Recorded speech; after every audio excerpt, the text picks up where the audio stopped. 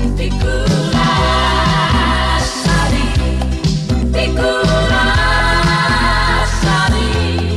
Pikurasari, Yesus namanya. Haleluya, puji Tuhan. Shalom Bapak Ibu, saudara-saudara yang berkati oleh Tuhan kita Yesus Kristus.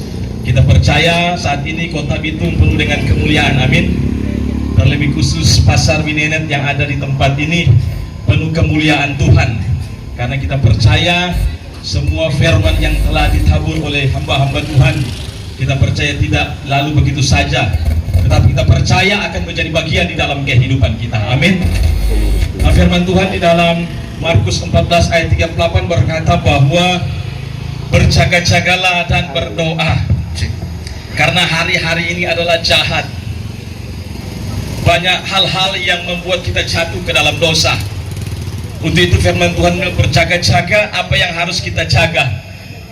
Jaga hati kita, jaga pikiran kita, jaga tubuh kita, jaga hati kita dari segala kewaspadaan. Karena dari hati terpancar kehidupan. Di dalam Amsal 4 ayat 23. Ya, karena hati ini sangat peka dari segala kesombongan, dari segala akar kepahitan, kebencian, iri hati harus kita jaga setiap hari. Dan kita harus jaga pikiran kita. Karena firman Tuhan di dalam Filipi 4 ayat 8 berkata, harus jaga pikiran kita. Jangan kita buka. Ya, karena pikiran ini berbicara mengenai adalah jiwa kita.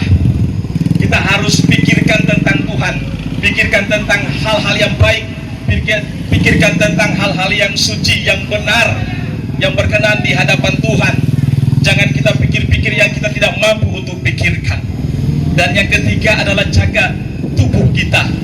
Berbicara mengenai kedagingan-kedagingan yang dijelaskan di dalam 1 Korintus 6 ayat 9 tentang kedagingan. Bahkan di dalam Galatia 5 ayat 19, bagaimana segala keinginan daging itu kita harus buang di dalam kehidupan kita, karena tidak mendapat tempat di dalam kerajaan sorga. Apa itu kedagingan? Semuanya yang tidak berkenan, kemabukan, pesta pora, percabulan, seks bebas, pencurian, pembunuhan dan sebagainya, yang Tuhan bilang harus kita jaga di dalam kehidupan kita. Karena kita adalah sebagai manusia biasa. Di dalam Yakobus 4 ayat 14 berkata, kehidupan kita seperti uap air, kadang terlihat sesaat langsung lenyap. Artinya orang tidak tahu apa yang akan terjadi di depan kita. 1 jam ke depan pun kita tidak tahu. Hari ini kita ada, besok Tuhan panggil. Hari ini kita sehat, besok sakit. Untuk itu firman Tuhan pada saat ini berkata, berjaga-jagalah. Kita harus jaga kehidupan kita setiap hari, agar senantiasa ketika kedaulatan itu menjadi bagian di dalam kehidupan kita. Kita yakin dan percaya ada jaminan keselamatan di dalam kerajaan sorga, amin. Puji Tuhan, pada siang hari ini saya akan berbicara seputar dengan permasalahan yang kita hadapi. Terkadang permasalahan ini yang membuat kita jatuh, kita goyah, khawatir, putus asa, bahkan kita meninggalkan Tuhan. Ya, dalam pembacaan firman Tuhan pada siang hari yang saya ambil di dalam 1 Samuel 17 ayat 49 dan 50. Hanya 2 ayat saja, yaitu berbicara bagaimana mengenai perkelahian Goliat melawan Daud. Artinya Daud mengalahkan Goliat. Saya akan baca untuk kita semua ayat 49. Lalu Daud memasukkan tangannya dalam kantungnya, diambilnya sebuah batu dari dalamnya, diumpannya, maka kenalah dahi orang Filistin itu, sehingga batu itu terbenam ke dalam dahinya, dan terjemuruslah ia ke dalam mukanya ke tanah. Ayat 50. Demikianlah Daud mengalahkan orang Filistin itu dengan umpan dan batu. Ia mengalahkan orang Filistin itu dan membunuhnya tanpa pedang di tangan. Jadi ini berbicara bagaimana Daud mengalahkan Goliat. Kalau kita melihat Bagaimana Daud ini dari keturunan yang sangat sederhana. Dia memiliki 8 bersaudara dan dia adalah yang paling bungsu. Pekerjaannya seharian adalah mengembalakan kambing dan domba. Bahkan dia mampu untuk mengalahkan segala musuh-musuhnya, yaitu binatang-binatang buas yang ingin mengganggu binatangnya, pengembalaan kambing dan dombanya. Dan dia memiliki seorang ayah yang bernama Isai. Sangat sederhana, sangat mudah, tetapi kita melihat bagaimana keseharian Daud. Dia memiliki hubungan yang intim, dia memiliki hubungan yang erat dengan Tuhan, memiliki hubungan yang pribadi dengan Tuhan, dengan Bapa di sorga, yaitu dia selalu memuji, menyembah Tuhan lewat kehidupannya setiap hari di dalam pengembalaan kambing dan domba. Artinya Daud ini sangat spesial di mata Tuhan, karena dia menjaga kehidupannya selalu berkenan di hadapan Tuhan. Nah, kita melihat dari sisi sebelah, yaitu Goliat. Goliat ini adalah seorang raksasa yang luar biasa, yang berasal dari Filistin. Bagaimana Goliat ini memiliki tinggi. Dalam Alkitab menjelaskan tingginya adalah 6 hasta. Kalau kita salin ke meter, artinya dia memiliki tinggi sekitar 5 meter. Goliat ini sangat luar biasa, ahlinya adalah di dalam medan pertempuran. Sangat luar biasa dilatih dari sejak kecil. Bahkan ketika dia ingin mengadakan perang, apa yang dia pakai, segala peralatan perangnya itu sangat lengkap.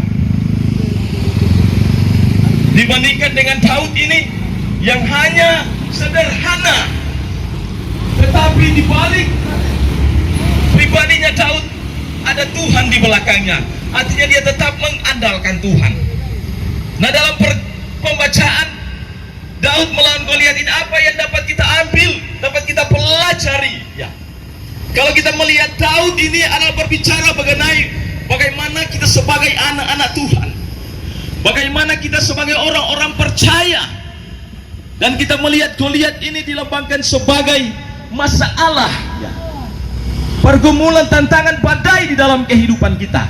Bagaimana kita bisa menyelesaikan setiap masalah, setiap badai yang ada di dalam kehidupan kita setiap hari. Yang pertama, Daud hanya memikirkan tentang Tuhan. Amin. Daud hanya memikirkan tentang Tuhan. Dia tidak memikirkan tentang Goliat ini. Dia tidak memikirkan bagaimana besarnya, tingginya seorang raksasa Goliat ini. Dia tidak memikirkan bagaimana keahliannya berperang. Dia tidak memikirkan bagaimana dia memakai semua peralatan peperangan, perisai, senjata yang dia pakai. Tetapi Daud hanya memikirkan tentang Tuhan. Amin. Daud hanya memikirkan bagaimana kasih Tuhan, bagaimana kuasa Tuhan, bagaimana pertolongan Tuhan di dalam kehidupannya, sehingga dia diberikan kekuatan oleh Tuhan, sehingga dia bisa mengalahkan Goliat ini hanya dengan sebuah katapel, orang bilang. Nah, di dalam kehidupan kita sebagai orang percaya yang Tuhan inginkan agar senantiasa ketika kita diperhadapkan dengan tantangan, masalah, ujian apapun di dalam kehidupan kita, baik tekanan ekonomi maupun sakit penyakit, baik masalah-masalah di dalam tengah-tengah keluarga kita, biarlah kita terus pandang kepada Tuhan. Biarlah kita terus memikirkan tentang Tuhan, fokus kepada Tuhan, fokus tentang kebaikannya, fokus tentang kuasa kasih-Nya di dalam kehidupan kita. Kita cari Tuhan, ya, kita dekatkan diri kepada Tuhan. Jangan kita fokus kepada masalah, jangan kita fokus dengan persoalan yang kita hadapi, tetapi fokus kepada Tuhan. Walaupun kita tahu di depan kita adalah masa-masa kesukaran yang akan kita rasakan semua umat manusia, masa-masa pemurnian ada di depan kita. Tetapi ketika kita hanya fokus kepada Tuhan, ketika kita hanya memikirkan tentang Tuhan, bagaimana kebaikan Tuhan, Kita fokus tentang Tuhan, bagaimana kita mau menyembah Dia dalam roh dan kebenaran, bagaimana kita mau berbuat kebaikan bagi semua orang, bagaimana kita selalu membangun hubungan intim dengan Tuhan, baca firman setiap hari. Maka kita yakin dan percaya walaupun masa kesukaran di depan kita, masa-masa pemurnian di dalam kehidupan kita sementara terjadi, tantangan, persoalan, masalah, sakit, penyakit apapun yang diperhadapkan di dalam kehidupan kita, maka kita percaya Tuhan akan memberkati kehidupan kita. Amin. Ada jalan keluar, ada pertolongan, ada berkat-berkat Tuhan yang Tuhan senantiasa akan berikan di dalam kehidupan kita, asalkan kita hanya fokus kepada Tuhan. Yang kedua, Daud hanya mengandalkan Tuhan. Daud hanya mengandalkan Tuhan di dalam kehidupannya. Bukan dia cukup yakin untuk tidak bisa mengalahkan Goliat ini, tetapi dia cukup yakin bahwa Tuhan sanggup, bahkan jauh melebihi untuk mengalahkan Goliat ini. Artinya dia tidak mengandalkan pribadinya, dia tidak mengandalkan kekuatannya, dia tidak mengandalkan kehebatannya, tetapi dia mengandalkan Tuhan di dalam kehidupannya, sehingga dia diberikan kemampuan, kekuatan, sehingga bisa mengalahkan Goliat ini. Dan di dalam kehidupan kita juga agar senantiasa ketika kita diperhadapkan dengan tantangan, dengan segala macam masalah apapun di dalam kehidupan kita, baik tantangan perekonomian di tengah-tengah keluarga, sakit penyakit apapun yang diperhadapkan di dalam kehidupan kita, biar kita tetap andalkan Tuhan di dalam kehidupan kita. Jangan andalkan kekuatan kita, jangan andalkan titel kita, jangan andalkan kekayaan kita, apapun kehebatan kita jangan kita andalkan. Mari kita andalkan Tuhan di dalam kehidupan kita. Kalau dalam Yeremia 17 ayat 7 berkata, berbahagialah orang yang mengandalkan Tuhan, yang menaruh harapannya kepada Tuhan. Dia seperti pohon yang ditanam di tepi aliran air. Ketika diperhadapkan dengan masa-masa kesukaran, dengan masa-masa yang benar-benar yang akan membuat kita semakin terpuruk, kita percaya kita akan semakin diberkati Tuhan. Bahkan kita akan bertumbuh dan menghasilkan buah untuk kemuliaan akan nama Tuhan. Tetapi dalam ayat 6 berkata, celakalah mereka yang mengandalkan manusia, celakalah mereka mengandalkan diri sendiri. Karena kita yakin dan percaya mereka akan mendapat murka daripada Tuhan. Mereka tidak akan diberkati, bahkan mereka tidak akan bertahan di dalam masa-masa kesukaran. Amin. Biarlah kita terus di dalam Tuhan, selalu mengandalkan Tuhan. Dan yang ketiga, ketika Daud mengalahkan Goliat, apa yang dapat kita ambil makna? Artinya Daud punya tujuan, punya maksud yang penting, yang benar di dalam kehidupannya ketika dia mengalahkan Goliat ini. Artinya dia mengalahkan Goliat ini karena punya tujuan yang penting, untuk menolong kakak-kakaknya, saudara-saudaranya ini, yaitu Eliab, Abinadab, dan Shema. Di samping itu juga dia ingin menolong bangsa Israel agar senantiasa mereka bisa selamat dari peperangan melawan Goliat ini. Nah, inilah tujuan-tujuan yang baik dalam diri daripada Daud, sehingga Tuhan memberkati Daud sehingga ia bisa mengalahkan Goliat ini. Di dalam kehidupan kita juga, biarlah kita seperti Daud.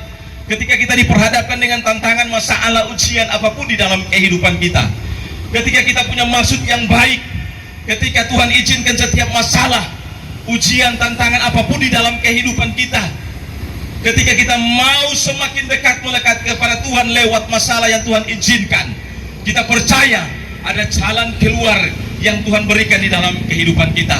Ada pemeliharaan Tuhan yang sempurna di dalam kehidupan kita. Ada berkat-berkat yang Tuhan sediakan di dalam kehidupan kita. Ketika kita punya tujuan maksud yang baik di tengah-tengah penderitaan, masalah yang Tuhan izinkan di dalam kehidupan kita, kita boleh menjadi pribadi-pribadi yang berkenan di hadapan Tuhan. Amin. Nah, inilah pembelajaran saat ini bagi kita semua. Ketika kita diperhadapkan dengan tantangan masalah, karena kita percaya dunia sudah tidak aman lagi, masa-masa kesukaran di depan kita, ya, penggenapan firman Tuhan di depan kita sudah mulai terjadi. Tetapi kita yakin dan percaya ketika kita di dalam Tuhan, Tuhan senantiasa akan memberkati kehidupan kita. Kita menjadi Daud-Daud akhir zaman ini yang mampu bisa mengalahkan setiap masalah yang diizinkan di dalam kehidupan kita. Dengan kita semakin fokus kepada Tuhan, kita semakin mengandalkan Tuhan, dan kita percaya kita semakin melekat dekat kepada Tuhan. Akan senantiasa, walaupun kita percaya masa-masa kesusahan di depan, kita tetap terpelihara di dalam Tuhan. Biarlah Tuhan Yesus memberkati kita semua. Shalom.